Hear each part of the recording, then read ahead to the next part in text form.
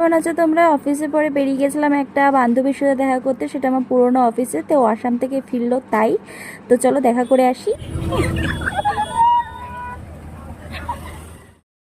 মহারানী এসেছে, মহারানী ভিক্টোরিয়া হচ্ছে রাত কানা, ঠিক আছে? ও দেখতে পায় না। ছোটখাটো গিফট, ঠিক আছে? একদম ছোটখাটো। আরে তুই বের করতে তো এতক্ষণ সময় কেন লাগবে? এটা কি? এটা আগে শুনি, আগে শুনি। এটা হচ্ছে আসামের ফেমাস গামছা। আমি জানি না, মাথাটা খারাপ করে দেয় আমার। তারপরে সবাই মিলে অনেক আড্ডা দিলাম, গল্প করলাম। দেন ওখান থেকে বেড়াতে বেড়াতে আমার 8টা বেজে গেছিলো। দেন বাস ধরে সোজা বাড়ি। অনেক দিন পর যেহেতু দেখা হয়েছে, তো আজকের জন্য এইটুকুনি। চলো টাটা, গুড নাইট, ভালো থাকো।